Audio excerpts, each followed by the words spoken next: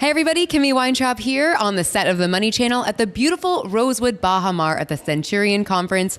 I am joined today with CEO Ian Harris of Outcrop Silver. Thank you so much for joining us today. Oh, it's a pleasure, and the weather's holding up for us, so it's been pretty nice. We are in paradise. Yeah. So for those who are unaware of Outcrop Silver, can you give an overview of your company? Yeah, our category is primary silver exploration. I don't know, that sounds complicated, but what does it mean? We're exploring for project, we're having a project that is, the majority of the value comes from silver. And that's special because it's extremely rare to actually see silver projects in this world in a time where there's not enough of supply and a whole huge amount of new demand coming on. So that's our area, primary silver exploration. Okay. That makes sense. So what would you say is your key differentiator from other silver exploration projects?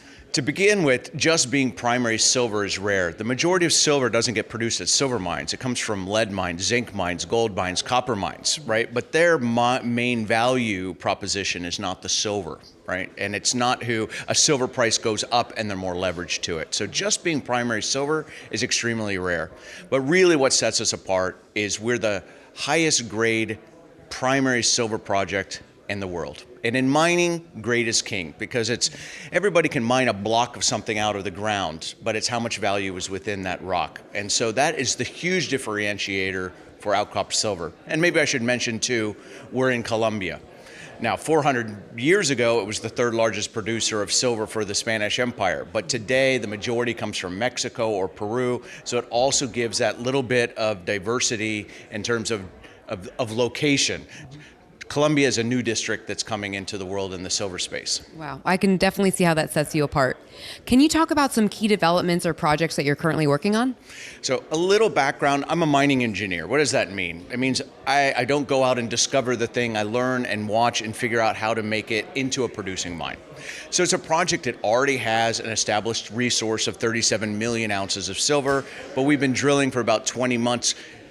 Very disciplined approach in making the next resource update, growing that resource, because that's how our value is based. Our value is based on the number of ounces for now, right? In the future was how much will it cost to get those ounces out, and then how much is it costing you to produce those ounces? So we have some big catalysts coming up because our valuation, the basis for our valuation is going to be growing. Not just the excitement around silver that's been happening recently too. So I call it, we have the 1-2 punch in leverage to silver price, but also that we're going to be expanding our resource. Okay. So speaking of price, how does the price of silver affect your production strategy?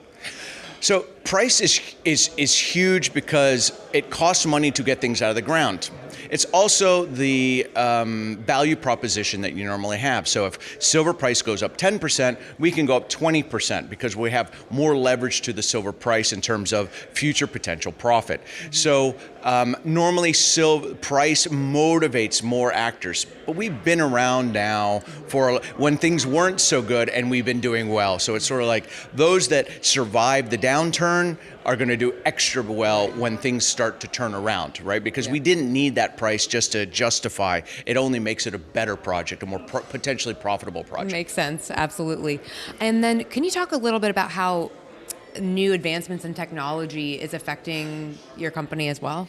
Well, the big one for silver, traditionally you think of silver coins or silver stackers in the United States, people that are using it as the conservation of wealth or jewelry. But there's been a switch that's happened over the last 10 years where it's moved from more of a precious metal into an industrial metal. Today, about 30% of all silver is actually used in solar panels. So it's been a huge new demand for silver, and we're still not producing more. So there's higher and higher consumption. So technology as a whole, silver is the most efficient conductor of electricity. So very high-tech industries use it because of that efficiency, right? So in electronics, et cetera, it's created a new huge demand, and that has obviously had a massive impact on where we are today. Silver traditionally has gone through a couple squeezes. People remember the Hunt brothers, but today's squeeze is not being driven by speculators. It's been driven by people that need that material for high technology, and that's all playing out in front of us right now, where the cumulative demand, supply-demand whole right now is almost 1 billion ounces. That is the world production of silver. So we have a whole year of production that's been missed that the world needs. And so it's really playing out right in front of us because it really hasn't been neglected. People love the high tech and the cryptos and all these other things. Meanwhile, there hasn't been the investment been made in the commodity and the silver space. And now it's time to, well, pay the piper. That's huge. I absolutely did not know that. That is so exciting. Congratulations on all the success. Just a final question. Where do you see the future of Outcrop Silver going in the next few years? I know that you mentioned big technological advances. So again, my background is I look at a project and say, how can it become a future producer of silver?